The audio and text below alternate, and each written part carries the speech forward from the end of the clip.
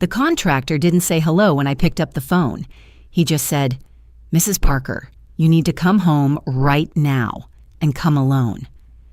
There are moments in life when your body knows something your mind isn't ready to accept yet. Sitting there in the 10th pew at Willow Creek Church, listening to a sermon about grief and healing, I felt my chest tighten like someone had quietly locked a door from the inside. 9 months. That's how long it had been since Daniel died. 9 months of waking up to silence. 9 months of telling everyone I was doing okay because it was easier than explaining the kind of loneliness that doesn't make noise. I almost ignored the call. I almost told myself it could wait. But then Carlos said something else.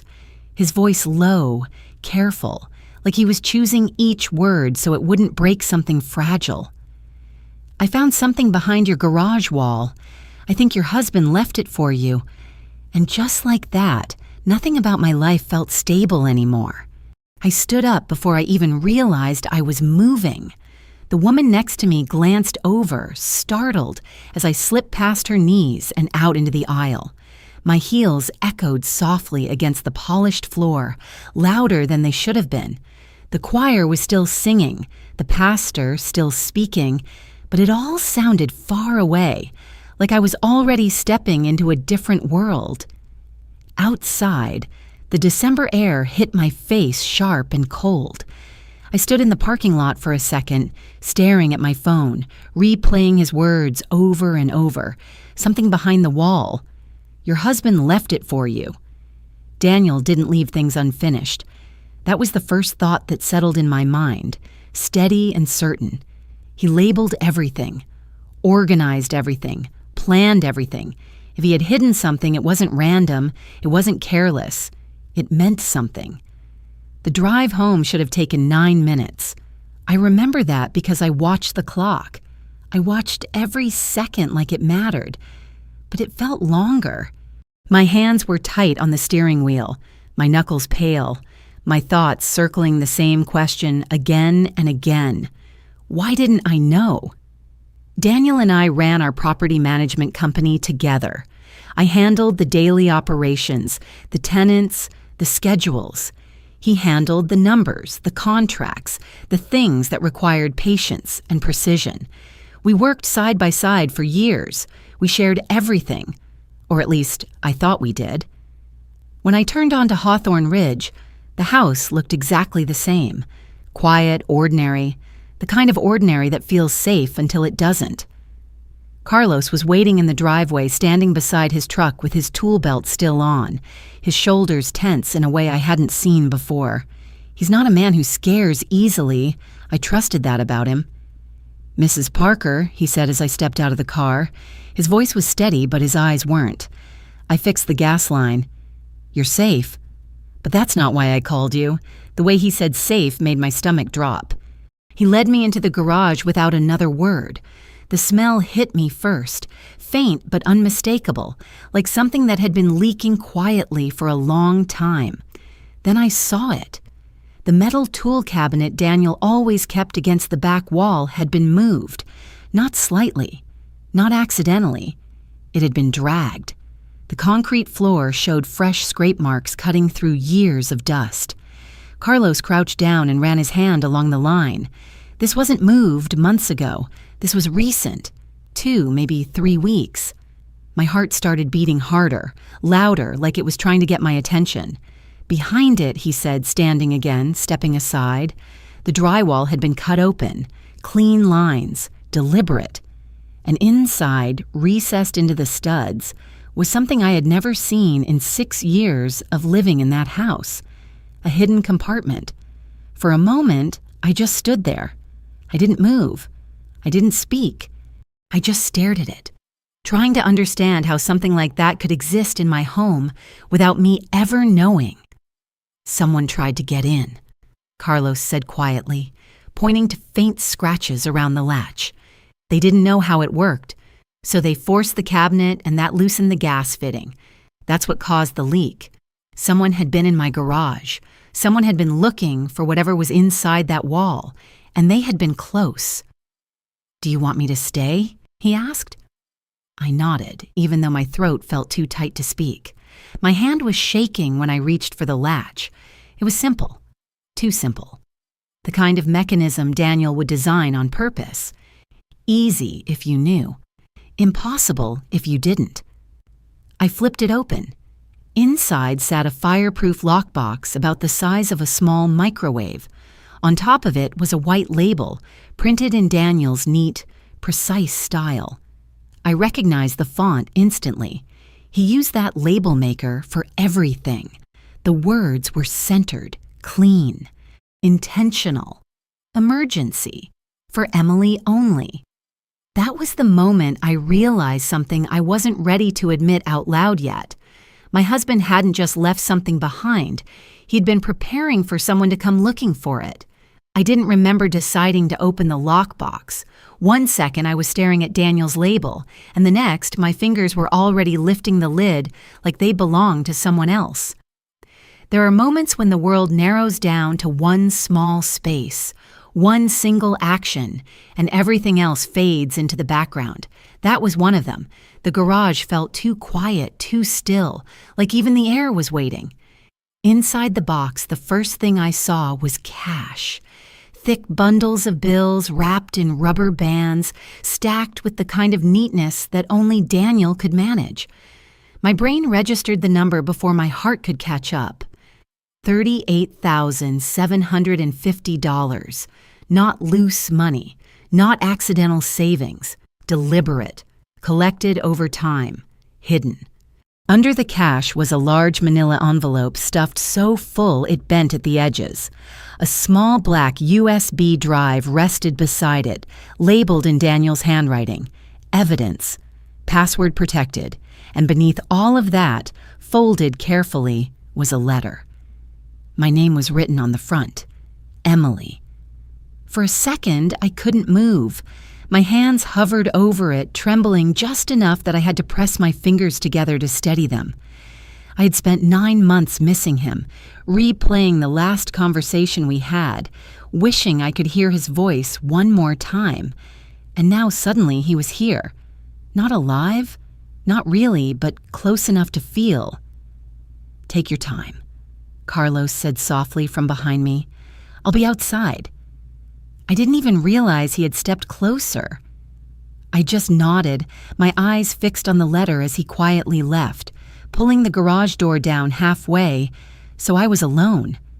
Alone with whatever Daniel had been trying to tell me. I unfolded the pages slowly, careful not to tear the creases. His handwriting was exactly the way I remembered it. Clean, controlled, every letter shaped with intention. The first line knocked the breath out of me. "Emily, if you're reading this, I'm gone, and I didn't get to finish what I started." I stopped. I had to. My chest tightened so sharply it felt like something inside me had snapped. Gone. The words sat there, heavy and final, even though I already knew it was true. I forced myself to keep reading. "Your sister, Rachel, has been stealing from our company for the past 4 years. The words didn't make sense at first, not in any real way. They were just shapes on paper, something my eyes could see, but my mind refused to understand. Rachel, my little sister, the one I had helped through college, the one who used to call me crying over things as small as a bad day at work. I read the sentence again and again, waiting for it to change. It didn't. "She's been stealing," I whispered out loud, like saying it might make it more real. Or less. I wasn't sure which I wanted. My phone buzzed in my coat pocket, sharp and sudden, making me flinch so hard I nearly dropped the letter. I ignored it. Whoever it was could wait. This couldn't. I sat down on the cold concrete floor without thinking about it, the letter shaking slightly in my hands as I continued. Over $400,000, fake invoices, a shell company. She billed us monthly for services she never performed. The details were precise. Dates, amounts, patterns. Daniel had tracked everything. Of course he had. That was who he was. He didn't accuse without proof. He didn't guess. He knew. And then it got worse. She tried to frame you. I felt something drop inside me, like the ground had shifted and I hadn't noticed until it was too late. She forged your signature, created emails from your account. If I hadn't caught it, you would have taken the fall. My hand flew to my mouth before I could stop it. A small, broken sound escaped my throat, the kind you don't mean to make. I thought about every contract I had signed, every email I had sent, every time I trusted that the system we built together was solid, safe. Rachel had been standing inside that system the entire time. Daniel's words blurred for a moment as my eyes filled with tears, but I blinked them back, forcing myself to focus. I needed to know everything, not just the parts that hurt the least. I confronted her in September. I gave her 6 months to repay the money. I didn't tell you because I didn't want to break your heart. A bitter laugh slipped out before I could stop it. It sounded wrong in the empty garage. Too sharp. Too hollow. He had been protecting me, even from the truth, especially from the truth. But she didn't stop, he wrote. She escalated. More forgeries. More lies. By the end, I realized she wasn't just desperate. She was dangerous. Dangerous. The word echoed in my head louder than anything else. Not careless. Not struggling. Dangerous. I lowered the letter slowly, staring at the lockbox, the cash, the USB drive. All of it arranged so carefully, like a final message he had never gotten the chance to deliver in person. Someone had tried to break into that cabinet. Carlos had said it himself. Someone had been in my garage searching for this exact box. My sister had known, or at least she had suspected enough to come looking. And now, I was sitting here with everything she had tried to hide. The phone buzzed again in my pocket, longer this time, more insistent. I reached for it without taking my eyes off the box. It was my mother. Thinking about you today. Call me when you can. The message was simple. Too simple. The timing pressed against my thoughts in a way I couldn't ignore. 9 months of distance. Silence. And now, suddenly, she was reaching out. I looked back down at the letter in my hands, at Daniel's final words written in ink that hadn't faded at all. Everything you need is here. Finish this for us. I folded the pages carefully, placed them back into the box, and closed the lid with a soft click. For the first time since he died, I didn't feel lost. I felt something else instead. Focused. I carried the lockbox into the kitchen like it weighed far more than it should have. Not because of the cash or the documents, but because of what it meant. Every step felt deliberate, careful, like I was crossing into something I couldn't undo. The house was silent when I set it down on the table. Noonlight filtered through the windows, pale and cold, stretching across the hardwood floor in long, quiet lines. It was the same house Daniel and I had lived in for 6 years. The same kitchen where we had coffee every morning, where we argued about small things, where we planned a future that suddenly felt like it belonged to someone else.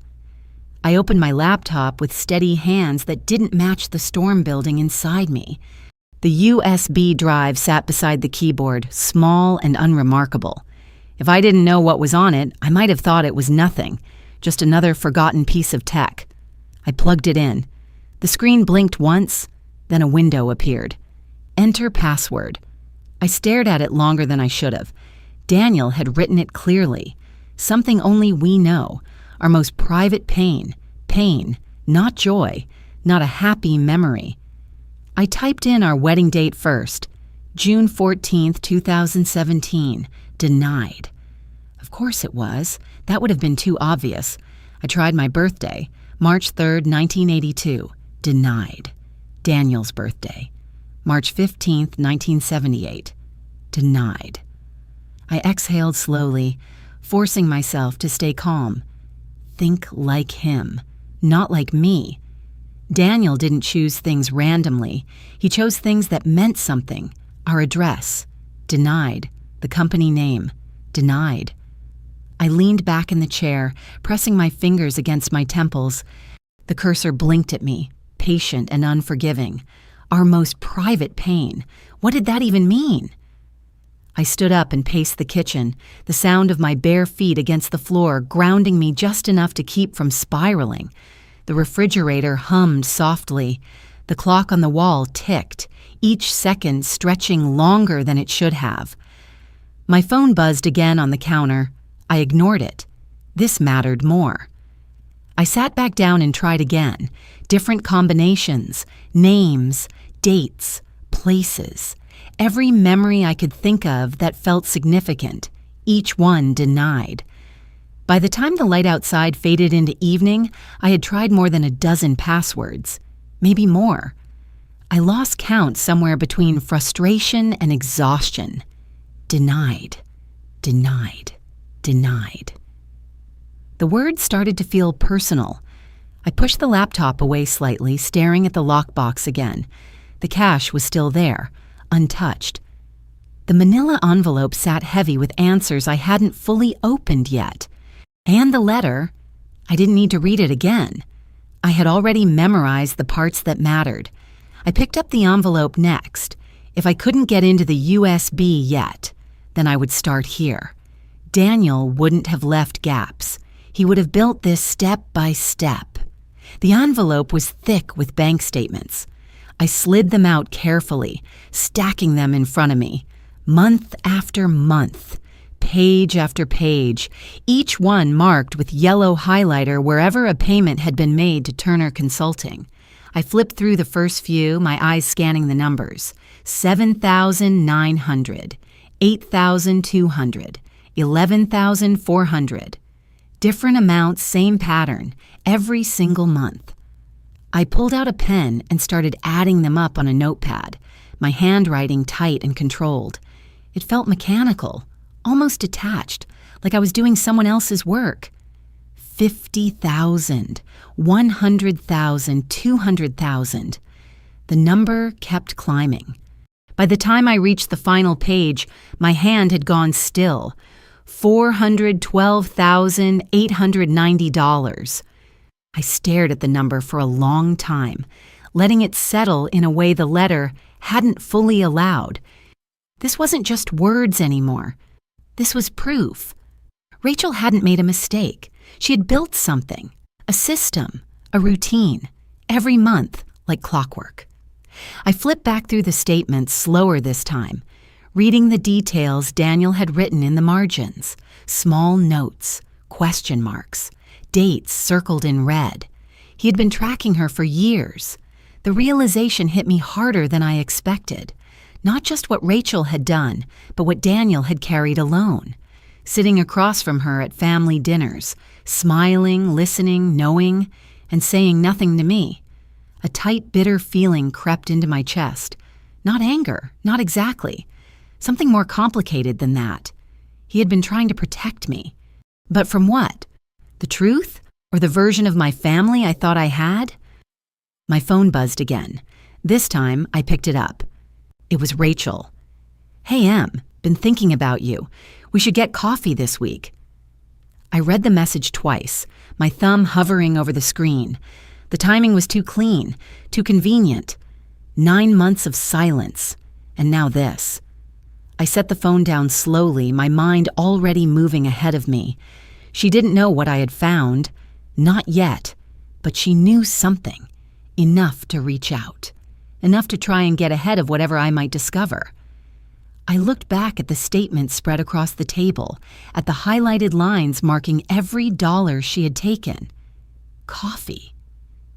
The word felt almost absurd in comparison to what I was holding in my hands. But maybe that was exactly what I needed. Not answers. Not yet. A performance. I picked up my phone again and typed carefully, keeping my tone light, casual, like nothing had changed. Sure. Thursday afternoon work for you? The reply came almost instantly. Perfect. I miss you. I stared at those last 3 words longer than I should have. Miss you. I set the phone down and leaned back in the chair, my eyes drifting to the USB drive still plugged into the laptop. I didn't know the password yet, but I didn't need it to see the truth anymore. I just needed to watch her try to hide it. I arrived at the cafe 10 minutes early and chose a table where I could see the entrance without being obvious about it. It was the kind of place Rachel loved. Warm lighting, polished wood tables, the soft hum of conversation layered over the hiss of an espresso machine. Safe, familiar, ordinary.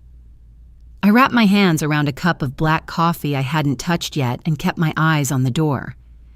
My reflection stared back at me in the window beside my table.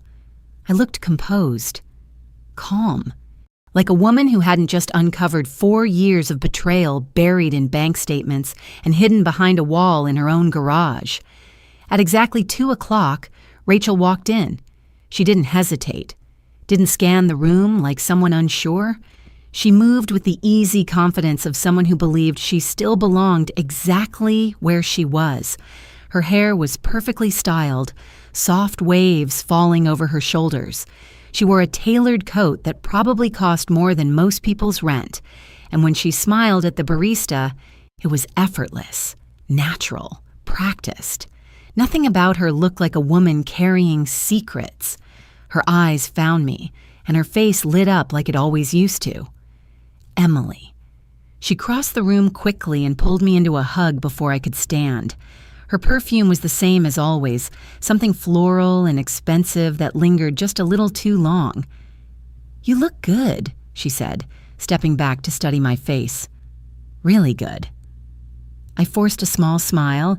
"I've been managing." We sat. A server came by and Rachel ordered a vanilla latte with oat milk, extra foam. Of course she did.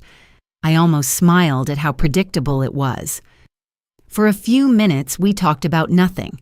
The weather, the holidays coming up, work, the safe things people say when they're avoiding everything that matters. But I watched her, every movement, every shift in her expression. I waited. She leaned forward slightly, lowering her voice.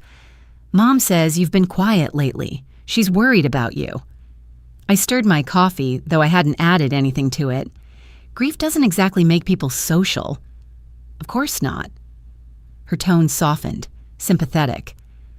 I hate thinking about you alone in that house. It's a lot, you know? All those memories. There it was, a small push. I met her eyes. I'm managing.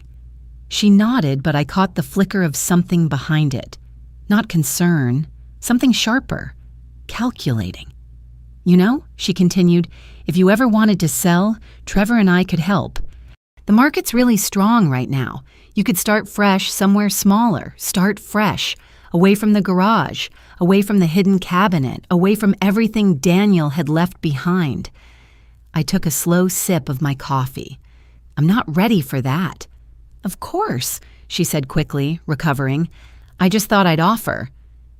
I let the silence stretch for a beat longer than was comfortable. Then I tilted my head slightly like I was remembering something. "Actually, I've been going through some of Daniel's files lately, trying to get everything organized." Her fingers tightened around her cup. "Just slightly." "Oh?" "Yeah, there's a lot of paperwork, contracts, invoices, all that. Some of it's confusing." She forced a small laugh. "Daniel always kept things complicated." I shrugged. "I guess. I came across some consulting invoices." "Turner Consulting? That was you, right?" Her smile didn't disappear, but it changed, tightened at the edges. "Yeah," she said carefully. "I did some consulting for the company." "What kind of consulting?" She didn't hesitate. "Vendor coordination. Helping connect contractors with properties, negotiating rates, that kind of thing. Rehearsed, clean, too clean." I nodded slowly. "Did you ever actually go out to the properties?" "Sometimes. Not often." "Why?" I held her gaze, just trying to understand how everything worked. For a split second, something passed through her eyes. Not fear, not yet, but awareness. She leaned forward, lowering her voice again. "If you want, I can come by and walk you through everything. It's easy to misunderstand those records if you don't know what you're looking at." There it was again. Control the narrative before I understood the truth? I smiled faintly. I'll keep that in mind. She relaxed a fraction. Not much, just enough to think she was still ahead of me. I let the conversation drift again for a minute before I spoke. I had someone come look at the garage last week. There was a gas smell. Her reaction was immediate, even if she tried to hide it, a flicker in her eyes. A pause before she spoke. A gas leak? That's dangerous. It wasn't serious. Just a loose fitting. She nodded, picking up her cup, taking a sip that felt more like something to do with her hands than anything else. The contractor said something had been moved recently, I added casually, like someone had shifted the tool chest against the back wall. Her hand froze for just a second. Did you move it? No, I haven't touched the garage in months. She set the cup down carefully. Maybe Daniel moved it before. The contractor said the marks were recent, within a few weeks. Silence. Then she smiled again, too quickly. That's strange. I watched her. Really watched her this time. The way her shoulders held tension she wasn't aware of. The way her fingers tapped once against the table before going still. She knew. She knew exactly what was behind that wall, and she knew she hadn't been able to get into it. The rest of the conversation barely mattered. She tried to steer it back to safe ground, asking about my plans, offering help again, suggesting we shouldn't let so much time pass between us, but I had already seen everything I needed to see. When we finally stood to leave, she hugged me again, tighter this time. "Don't shut me out, okay?" she whispered. "We're family. Family." I pulled back just enough to look at her. "I miss you too," I said. The lie came easier than I expected. We walked in opposite directions toward our cars. I didn't look back, but I could feel it. The shift. Rachel knew I was getting close, and for the first time since I found the lockbox, I realized something else. She wasn't just worried about what I might find, she was scared of what I might already know. The message came through before I even started the engine. Stop digging. You won't like what you find. I stared at the screen, my thumb hovering just above it, like touching it might make the words disappear. Unknown number, no name, no signature, just a threat, clean and simple. My heart didn't race the way I expected. It slowed, became deliberate. Focused. I took a screenshot, then another, forwarded both to Fiona with one short line, anonymous, just left Rachel. Her reply came almost instantly, save everything. Do not respond. I locked my phone and leaned back in the driver's seat, staring through the windshield at the gray sky hanging low over the parking lot. People moved around me, ordinary, unaware. Someone laughed near the cafe door. A car pulled out beside me. Life continuing, untouched. But something had shifted. Rachel wasn't just nervous anymore. She was reacting. And people don't react unless they feel threatened. I started the car and drove home, my hand steady on the wheel even as my mind moved faster than the road in front of me. The pieces were lining up now. The timing of her message, the way she had watched me during coffee, the way her voice had tightened when I mentioned the garage. She knew I was getting close. What she didn't know was how close. When I pulled into the driveway, the house looked the same as always, quiet, still, almost too still. I sat there for a moment before getting out, scanning the windows without meaning to. Habit, maybe, or instinct. Nothing moved. Inside, everything was exactly where I had left it. The kitchen table still covered in bank statements, the laptop still open, the USB drive still waiting. I locked the door behind me, then checked it again. The silence felt heavier now, not peaceful, watchful. I walked to the drawer where we kept the spare key. It was still there, but not where it should have been, not hanging on the small hook Daniel had installed years ago, labeled in his neat handwriting, spare house key. Instead, it lay loose at the bottom of the drawer, half buried under takeout menus and rubber bands. A cold feeling slid through my chest. I didn't remember taking it off that hook, and I didn't remember putting it back like that. I closed the drawer slowly and turned toward the door leading into the garage. The lock looked untouched. No scratches, no damage. But if someone knew where the spare key was, they wouldn't need to break in. Family would know. Rachel had been in this house more times than I could count. She knew exactly where everything was.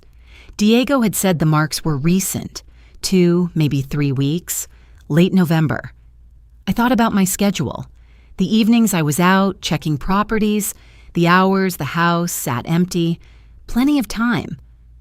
I stepped into the garage, the air faintly carrying that same lingering scent of motor oil and wood dust. The cabinet was closed now, the drywall panel leaning back in place, hiding what had already been exposed. But I could still see it. The marks on the floor, the slight misalignment of the tool chest, the evidence of someone who had tried and failed. Rachel had been here. She had stood in this exact spot trying to get into something she didn't understand. And when she couldn't, she had left, not knowing she had triggered the one thing Daniel designed to bring me back. I let out a slow breath and stepped back inside, closing the garage door behind me. My phone buzzed again. This time, it was Rachel. "Hey, I had a really nice time today. We should do it again soon. Maybe I can come by and help you sort through Daniel's files. Would hate for you to get overwhelmed." I almost laughed. Not because it was funny, because it was so transparent now. She wanted back inside, back into this house, back into that garage, back into whatever she thought she could still control. I typed my response carefully, each word chosen, each pause intentional. "I'll let you know. Things are a bit hectic right now." Her reply came seconds later. "Of course. Anytime. I'm here for you." I set the phone down and looked at the USB drive again. Everything came back to that. The one thing she hadn't been able to destroy. The one thing I still couldn't access. Not yet. I sat down at the table and pulled the laptop closer. The password box was still open, the cursor blinking patiently, waiting. Our most private pain. I closed my eyes, letting the words settle in a way they hadn't before. Not as a puzzle, not as something to solve, as a memory. What had we shared that no one else knew? Not the happy moments. Those were too easy, too visible. Pain. Something we never talked about. Something we buried. I thought about the years with Daniel. The early days, the middle, the quiet changes that come with time. And then it hit me. Not like a lightning strike. Not sudden. Slow. Heavy. Inevitable. The hospital room. The silence that followed.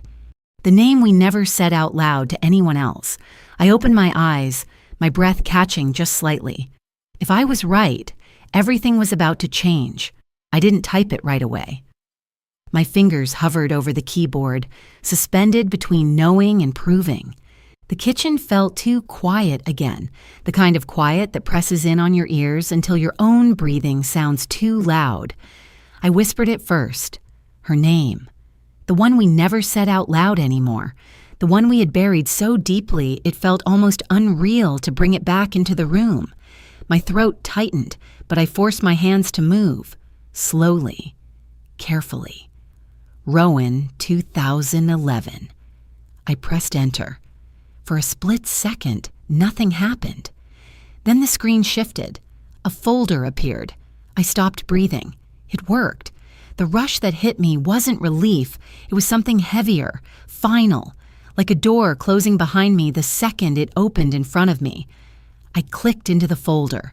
Dozens of files, organized, labeled, structured with the same meticulous precision Daniel used for everything in his life. Invoices, emails, accounting exports, forensics, video.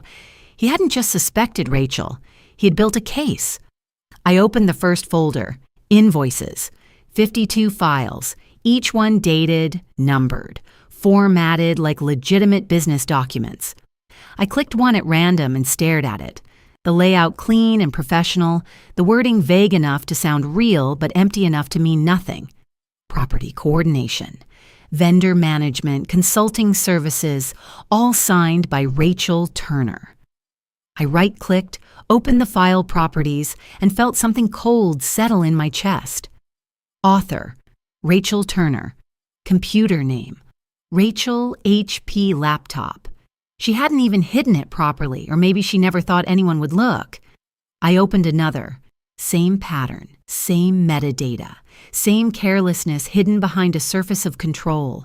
Every invoice created on her personal computer on the same day it was issued. I leaned back slightly, my eyes burning from the screen but unable to look away. This wasn't just theft. This was arrogance. I moved to the next folder. Emails, dozens of message threads, neatly organized by month. Conversations between Rachel and supposed vendors. Names I didn't recognize. Companies that sounded real enough to pass a quick glance. I opened one. A contractor confirming completed work. An attached invoice. A polite closing signature. It looked perfect. Until I opened the forensics report Daniel had included. Every single email traced back to the same IP address, Rachel's home network. She had been emailing herself, creating both sides of the conversation, building an illusion so complete it could have fooled anyone who didn't know where to look. I felt a strange kind of detachment settle over me as I clicked through file after file, like I was watching something unfold that had already happened. Something I couldn't change, only understand. Accounting records. The money flow was clean. Too clean. Company account to Turner Consulting. Turner Consulting to Rachel's personal account. Withdrawals within 48 hours. Every time. No hesitation, no deviation. A system. I swallowed hard and opened the next folder. Forgeries. My name stared back at me from the screen. My signature. Or something that looked enough like it to pass. 14 documents. 14 approvals I had never given. I leaned closer, comparing the real version beside the fake. The differences were small, subtle, the kind you wouldn't notice unless you were looking for them. But they were there. The angle of a letter, the spacing between strokes, the way the line trailed at the end. She had studied it, practiced it, used it. I sat back slowly, a tight pressure building behind my ribs. She hadn't just taken money. She had tried to become me, to erase me. I closed that folder and moved to the next. Casino records. Page after page of statements. Losses stacking on top of losses. Slot machines, table games, poker. Hundreds of thousands gone. It wasn't just greed. It was desperation feeding something she couldn't control. But desperation didn't explain everything. Not the planning. Not the lies. Not the way she had looked at me across that cafe table and smiled like none of this existed. I clicked into the final folder.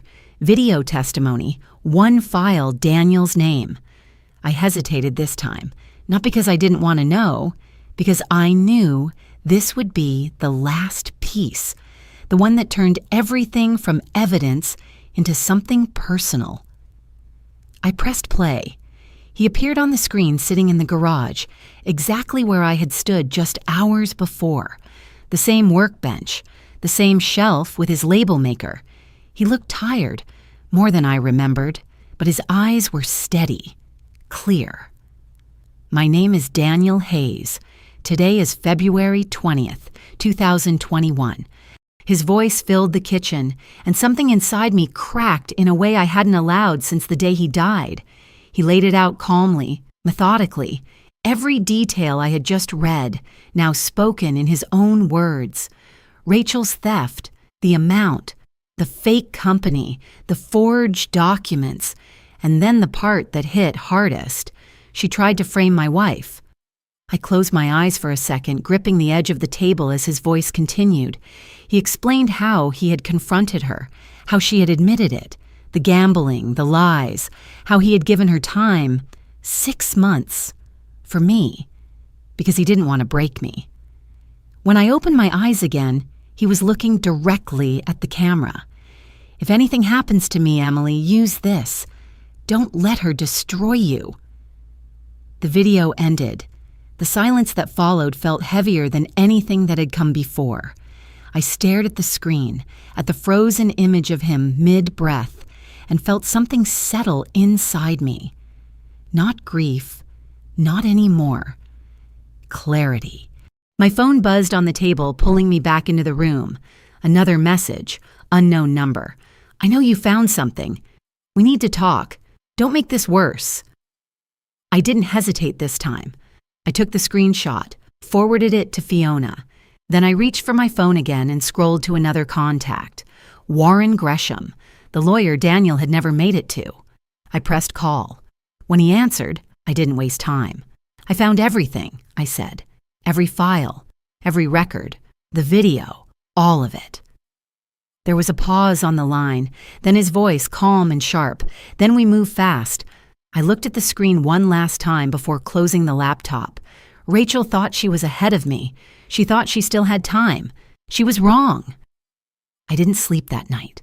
Not because I was afraid, but because everything had shifted into motion, and I could feel it in my bones. The waiting was over. The doubt was gone. All that was left was execution. At 8:45 in the morning, I stood outside a brick building on Liberty Street, staring at the polished brass sign that read, Gresham and Associates, Estate and Fraud Litigation. The words felt heavier now that I understood exactly what they meant. I pushed the door open and stepped inside. The receptionist greeted me with a soft, professional smile, but her eyes lingered just a moment longer when I gave my name. She knew who I was, or at least, she knew why I was here. Mr. Gresham is expecting you. Of course he was. The hallway was quiet, lined with framed degrees and certificates that told a story of years spent fighting battles like the one I was about to walk into. When I entered the conference room, he was already there, mid-50s, sharp eyes, posture straight but relaxed. The kind of man who didn't need to raise his voice to control a room. Mrs. Hayes, he said, standing to shake my hand. I'm sorry we're meeting under these circumstances. So am I. I didn't sit right away. Instead, I placed everything on the table one piece at a time. The USB drive, the bank statements, the printed screenshots of the messages, Daniel's letter. He watched quietly, saying nothing until I finished. Then he sat. Show me. I plugged in the USB and opened the folders, walking him through it the same way I had discovered it.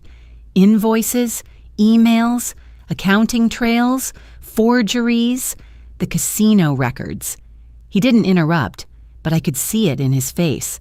The small tightening around his eyes, the shift in his posture, the moment he understood exactly how serious this was. When I played the video, he leaned forward slightly, his attention sharpening in a way that felt almost surgical.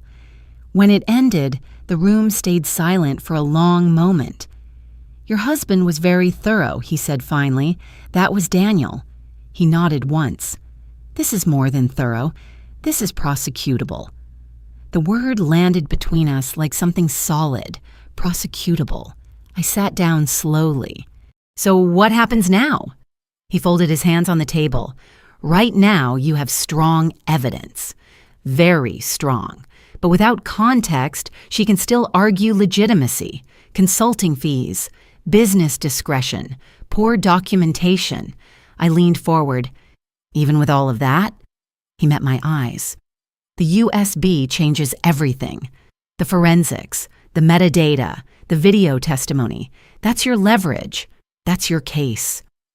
I exhaled slowly, feeling something inside me settle into place. So we take it to the police. Not yet. The answer caught me off guard. He continued before I could respond. We move strategically. If we go straight to criminal charges, we lose control of the timeline. The district attorney takes over. We become part of a process, and if we don't, then we give her a choice. I frowned slightly. A choice. He nodded. We present the evidence. We offer a settlement, full restitution, immediate resignation, asset transfer, and in exchange, we hold off on filing criminal charges.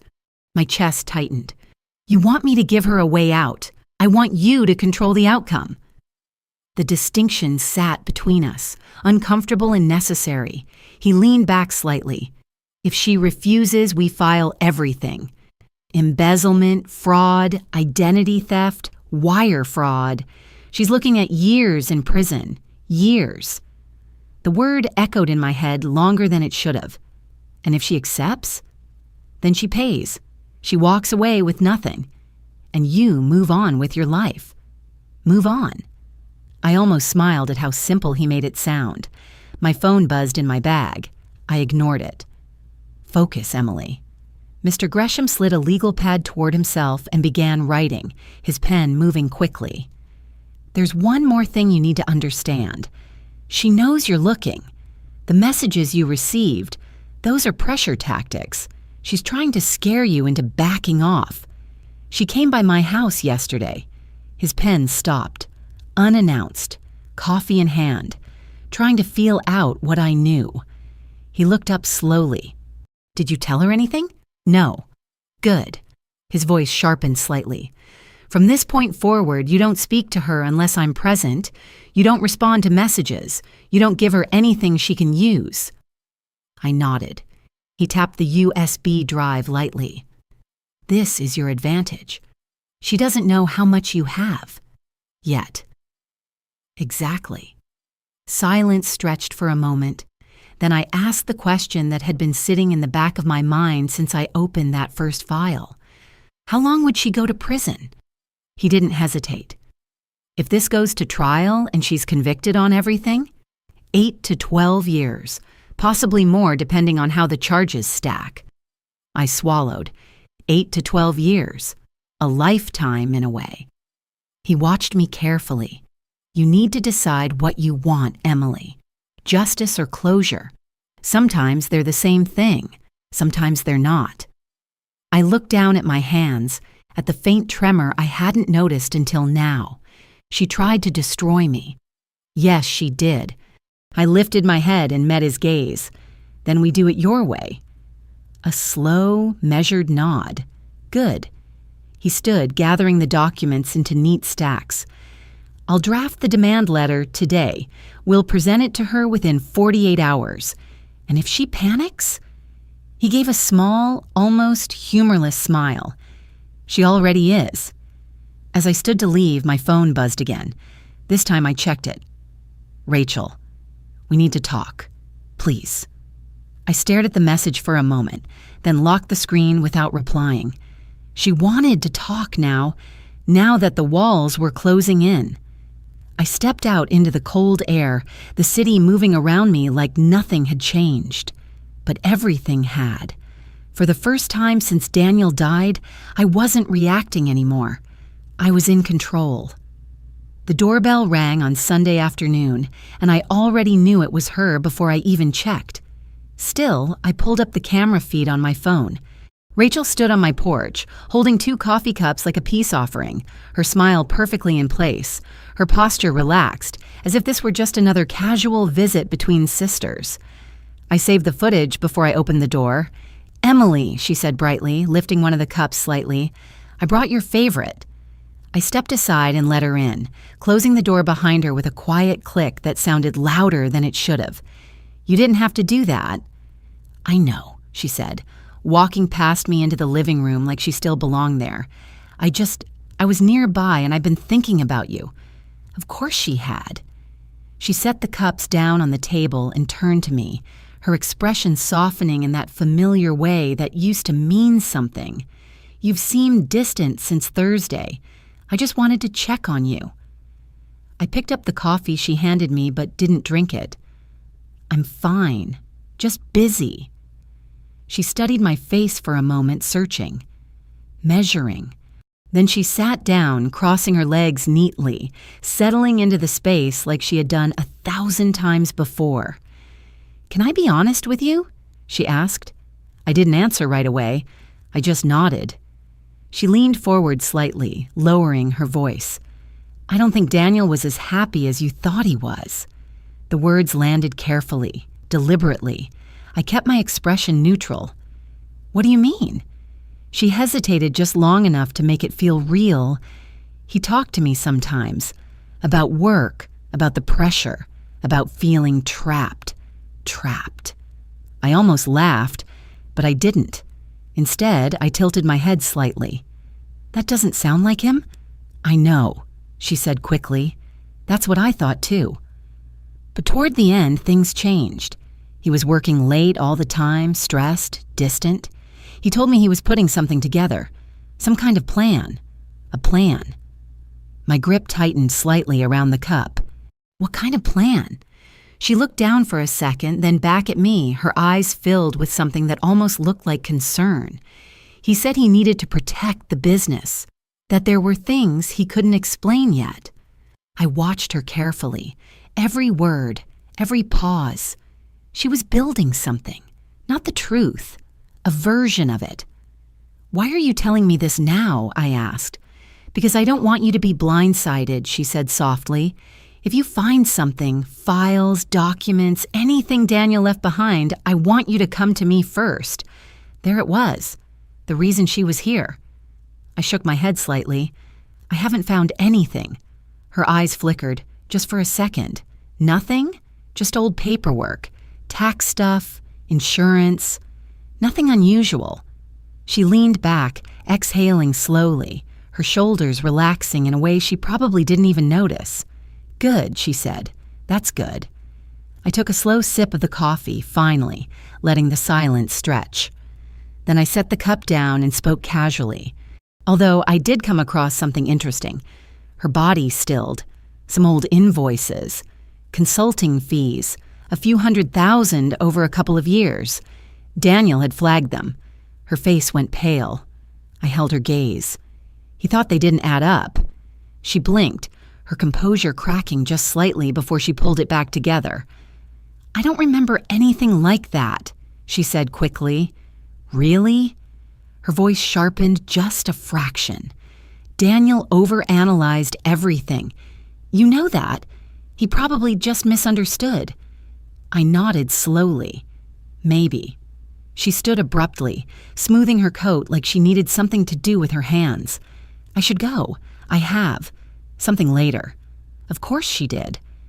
I walked her to the door, every step measured, controlled. She turned to me before stepping out, her expression softer now, almost pleading. "Emily, if you find anything at all, please come to me first. There are things you don't understand, things that could hurt you." I met her eyes. "From what?" She hesitated. Then she smiled again, that same practiced, careful smile. "From the truth." She walked down the steps, her heels clicking softly against the pavement, and got into her car without looking back. I stood in the doorway until she drove away. Then I closed the door and locked it. The house felt different now. Not quiet, not still, clear. I pulled out my phone and dialed Warren before I could second-guess it. "She came by," I said as soon as he answered. "Tried to get ahead of it." Of course she did. His voice was calm. "What did she say?" I told him everything, every word, every reaction, every moment her composure slipped. When I finished, there was a brief pause. Then he spoke. "She's scared." "Good. That's exactly where we want her." I leaned against the kitchen counter, closing my eyes for just a second. She tried to rewrite the story. Make it look like Daniel was the one hiding something. He exhaled softly. Standard defense strategy. Undermine the source before the evidence surfaces. I opened my eyes. She knows I'm close. Yes. And now she's trying to control the damage. My phone buzzed in my hand. Another message. This time, not from Rachel. An unknown number. I opened it slowly. "We need to resolve this before it gets out of control. No signature, no name. But I didn't need one. I looked back toward the door, the echo of her footsteps still lingering in my mind. She wasn't just scared anymore. She was desperate. The envelope arrived Monday morning, thick, cream-colored, and sent by certified mail. I knew what it was before I even signed for it. The return address confirmed it. Kent Ashford, attorney at law. I didn't open it right away. Instead, I set it on the kitchen counter and took 2 photos, front and back, capturing the postmark, the name, the time. Then I sliced it open carefully with a butter knife and pulled the documents out. 3 pages, clean, formal, precise. Demand for return of property. I read it once, then again, slower. Every sentence was a threat wrapped in legal language. I was in possession of company documents. I was interfering with business operations. I was risking civil action, financial damages, and immediate legal consequences if I didn't return everything within 14 days. My name sat at the top of the page like a target. For a moment, I just stood there, the paper held loosely in my hand, letting the weight of it settle. She had moved fast. Thursday, we met for coffee. Sunday, she showed up at my house. And now this, already drafted, already mailed. She wasn't just reacting. She was building a narrative. I pulled out my phone and texted Warren. Received legal threat. Will bring to meeting. His reply came almost immediately. Do not respond. See you at 1. I exhaled slowly and set the letter down beside the rest of the evidence. The timing was almost impressive. If I didn't know the truth, I might have believed her version. The concerned sister, the cooperative business partner, the one trying to clean up confusion before it turned into something worse. Except now I knew exactly what she was trying to protect. At 1 o'clock, I sat across from Warren again, the same conference room, the same steady presence, but this time, the energy felt different, focused, sharper. I handed him the letter without a word. He read it carefully, his expression unreadable at first. Then, slowly, the corner of his mouth lifted, not a smile, something closer to recognition. This is good. I frowned slightly. Good? He tapped the page lightly. This is panic. I leaned back in my chair. She's threatening me. She's trying to scare you. Big difference. He set the letter aside and pulled his laptop closer.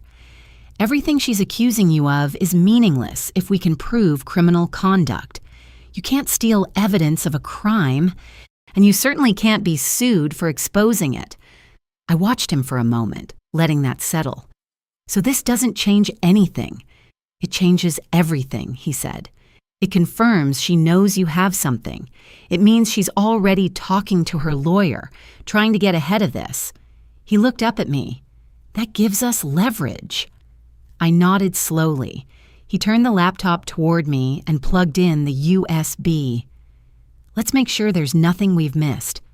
For the next 40 minutes, he moved through the files with a precision that made my earlier review feel almost surface level. He cross-referenced timestamps, compared metadata, pulled up financial trails, and traced them line by line. When he opened the video again, he didn't just watch it. He paused it, rewound it, noted exact phrases, exact times, exact statements Daniel had made. When it ended, he sat back and exhaled slowly. This is a prosecutor's dream. The words hung in the air.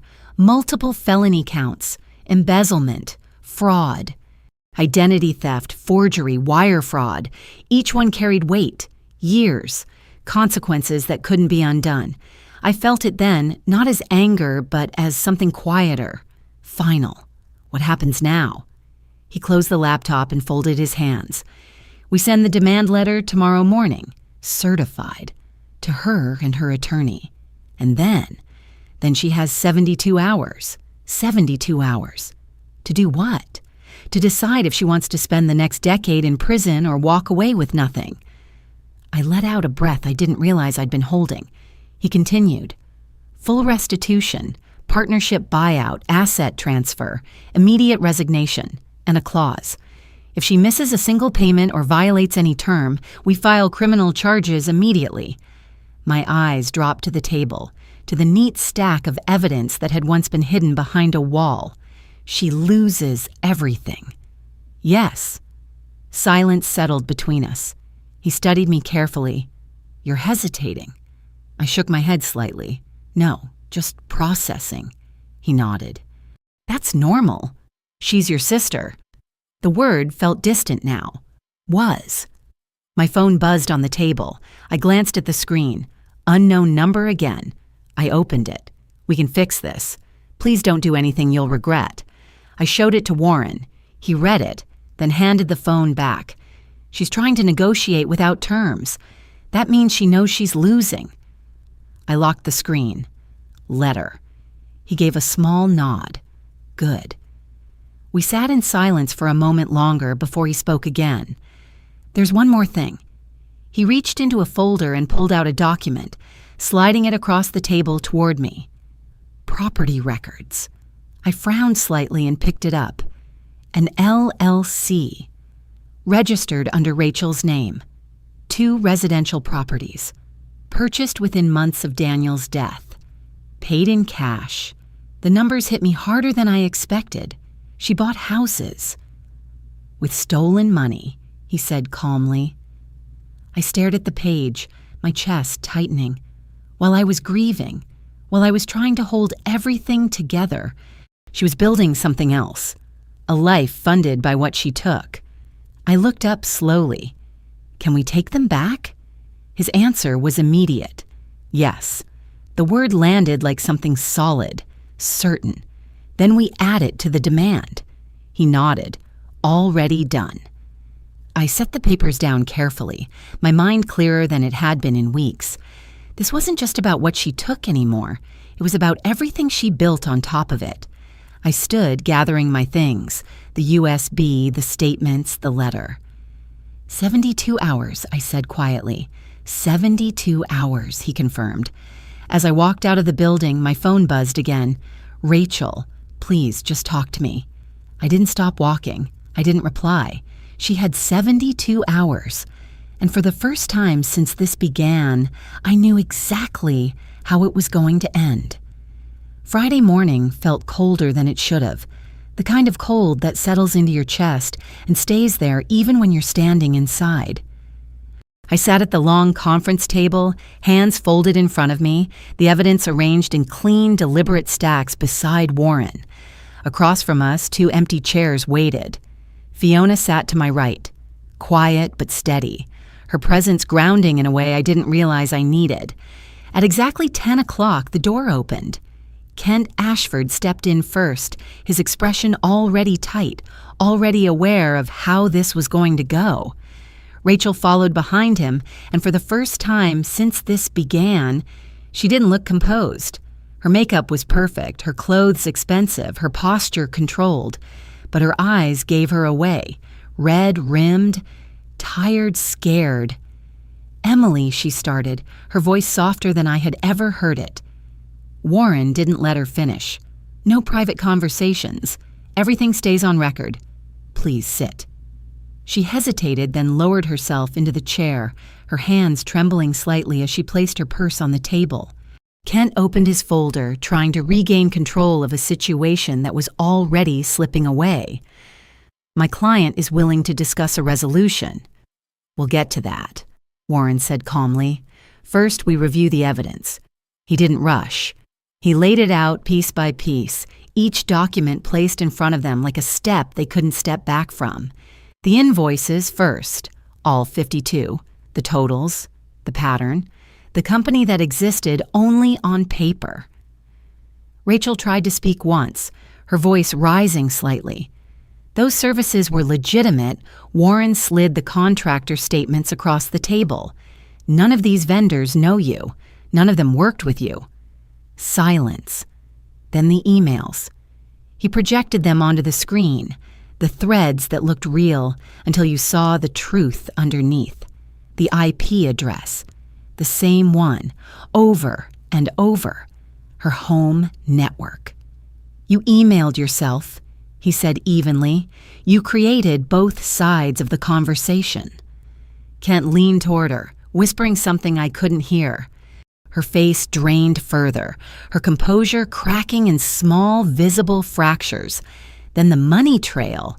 Every transfer, every withdrawal, every dollar traced from the company account to her personal one, and then the forgeries.